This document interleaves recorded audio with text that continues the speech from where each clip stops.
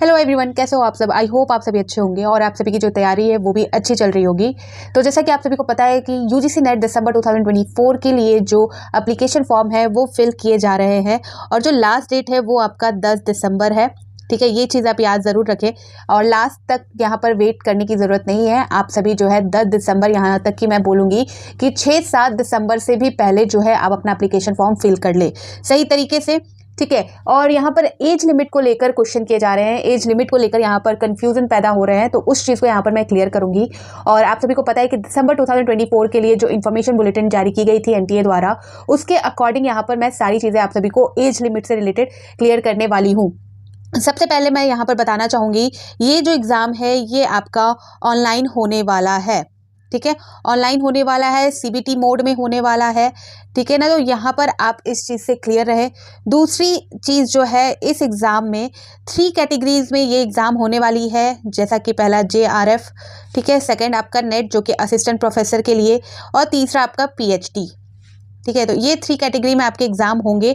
Form आप fill करोगे तो 3 कैटेगरी के ऑप्शन वहां पर आपको दिखेंगे और उस चीज़ को आप सही तरीके से फिल करें। ठीक है, साथ ही आप सभी को पता है कि जिस तरह से 3 कैटेगरी में एग्जाम होंगे तो जो रिजल्ट है वो 3 कैटेगरी में ही जारी होंगे। जून वाले एग्जाम का जो एग्जाम्पल अगर ले, जून 2024 का जो एग्जाम हुआ था, रिकंडक्ट कराया गया था, सेम वैसे ही यहाँ पर होने वाला है।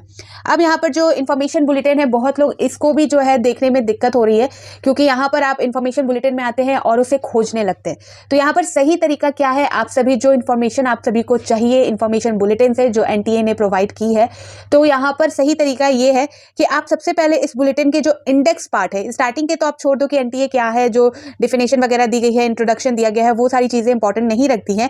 आप फ्री टाइम में उसे पढ़िएगा, जब एग्जाम क्लियर हो जाएगा तो आप सारी चीज़ें, इन्फॉर्मेशन जानना अच्छी बात है, लेकिन आप जब इन्फॉर्मेशन जिस चीज़ की ज़रूरत अभी नहीं है तो उस चीज़ के पीछे ना भागे। तो यहाँ पर जो इंट्रोडक्शन है उसे आप यहाँ छोड़ दीजिए। यहाँ पर सबसे सही तरीका है, जो इन्फॉर्मेशन बुलेटिन है उसमें से जो अपने लिए जो इन्फॉर्मेशन है उसे किस तरह से चेक करें, तो इंडेक्स को सबसे पहले यहाँ पर आप देखा करें। इंडेक्स में जो इन्फॉर्मेशन दी रहती है, यहाँ पर आपको सारी चीज़ें पता चलेगी कि किस पेज में कहाँ पर आपको जो डाउट है वो उससे रिलेटेड इन्फॉर्मेशन यहाँ पर प्रोवाइड की गई है। तो यहाँ पर जैसा कि मैंने कहा आप सभी को कि इस वीडियो में एज लिमिट से रिलेटेड बातें करने वाले हैं, तो यहाँ पर आप देख सकते हो चैप्टर 3 में एलिजिबिलिटी और यहाँ एंड क्वालिफिकेशन में आपको दिख जाएगा लास्ट में जो 3.4 है, यहाँ पर एज लिमिट एंड रिलैक्सेशन की बात कही गई है। तो इस तरह से आप इन्फॉर्मेशन बुलेटिन जो है उसे देखा करें और ये आपको मिल जाएगा 17 पेज नंबर पे। ठीक है, तो यहाँ पर जाते हैं 17 नंबर पेज नंबर जो है, डायरेक्ट हम वहाँ पर पहुँचेंगे क्योंकि हमने इंडेक्स में देख लिया है।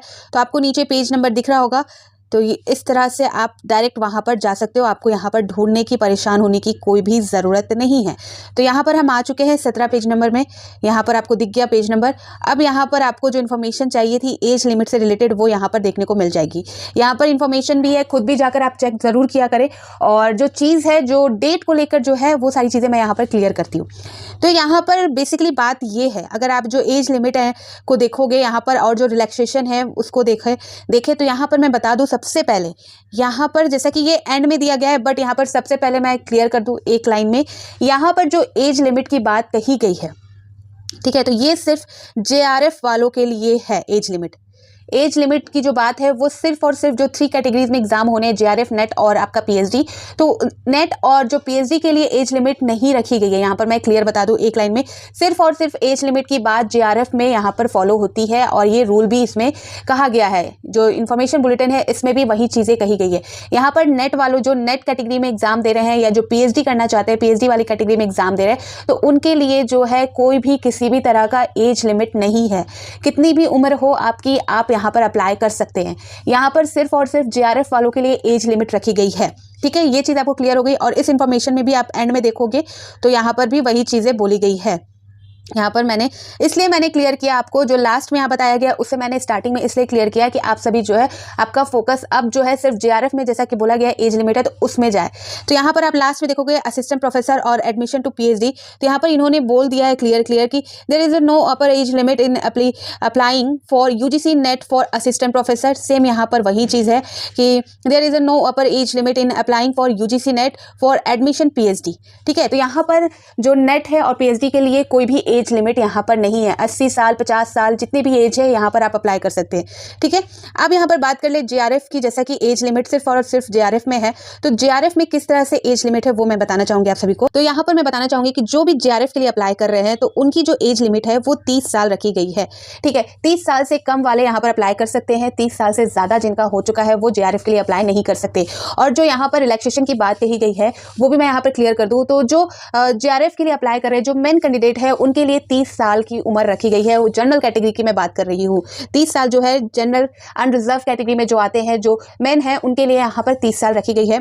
और यहाँ पर मैं बता दूँ जो रिलैक्सेशन की बात कही गई है, तो रिलैक्सेशन आपका 5 ईयर यहाँ पर दिया गया है। ठीक है, यानी कि 35 साल उनके लिए होगा जो ST है, SC है, और जो OBC NCL में आते हैं, और जो PWD कैंडिडेट है या जो थर्ड जेंडर है। और एक चीज़ यहाँ पर, ये जिनका 5 ईयर रिलैक्सेशन है यानी कि 35 साल जिनका रखा गया है, उसमें जो वुमेन जो कैंडिडेट है, वुमेन चाहे अनरिजर्व में हो, चाहे आप ST SC में हो, चाहे OBC में हो, तो ऑल वुमेन कैंडिडेट को यहाँ पर जो है 5% का रिलैक्सेशन मिला है, यानी कि 5 ईयर का रिलैक्सेशन उनको भी मिला है।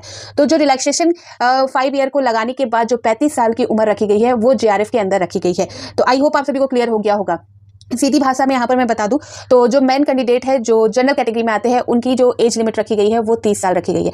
बाकी जो फीमेल कैंडिडेट है जो OBC ST SC PWD third gender में आते हैं तो उनके लिए 5 ईयर का रिलैक्सेशन दिया गया है, यानी कि उनकी जो एज लिमिट होगी वो 35 साल होगी। आप सभी को सारी चीज़ें क्लियर हो गई। और यहाँ पर किस तरह से आप देखोगे कि आपकी उम्र को यहाँ पर किस तरह से काउंट किया जाएगा, किस डेट से यहाँ पर काउंट होना चाहिए, तो ये बता दिया गया है। यहाँ पर आपको दिख जाएगा, यहाँ पर आपको सारी चीज़ें क्लियर दिख जाएंगी। 1/1/2025 यानी कि यहाँ पर जिस डेट से आपका एग्जाम स्टार्ट हो रहा है, तो आपका जो एग्जाम है 1 जनवरी से लेकर 19 जनवरी तक यहाँ पर स्टार्ट हो रहा है। 1 जनवरी से लेकर 19 जनवरी तक आपका एग्जाम हो रहा है। ठीक है, तो यानी कि 1 जनवरी से आपका एग्जाम स्टार्ट हो रहा है, तो यहाँ पर जो एज की जो कैलकुलेशन है वो 1 जनवरी तक होगी, 1 जनवरी 2025 तक की होगी। कहने का ये मतलब है कि अगर आपकी एज 1 जनवरी 2025 से पहले 30 की हो चुकी है या आप 30 से ज़्यादा हैं, तो यहाँ पर आप JRF में अप्लाई नहीं कर सकते।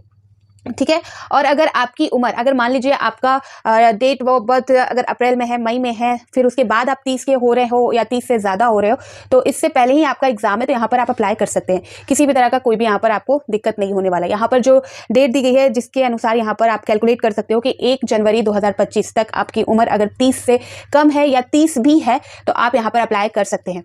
अगर आपकी उम्र इस डेट्स में जो है 1 जनवरी 2025 में जो है ज़्यादा हो जाती है, 31 हो जाती है या 30 से ज़्यादा हो जाती है, तो इसके लिए आप अप्लाई नहीं कर सकते। आई होप सारी चीज़ें आपको क्लियर हो गई होंगी। तो यहाँ पर मैंने आप सभी को बता दिया कि एज को लेकर जो कन्फ्यूज़न है वो यहाँ पर दूर कर दिया मैंने, और इससे रिलेटेड यानी कि UGC नेट दिसंबर एग्जाम से रिलेटेड बाकी इन्फॉर्मेशन भी मैं आप सभी को डे बाई डे प्रोवाइड कर दूँगी। तो प्लीज़ आप इस वीडियो को शेयर ज़रूर करें, लाइक ज़रूर करें, और जो इस वीडियो को देख रहे हैं फर्स्ट टाइम इस चैनल पर आए तो प्लीज़ आप इस चैनल को सब्सक्राइब ज़रूर कर दें। तो फिर मिलती हूँ नए अपडेट के साथ। तो बाय बाय।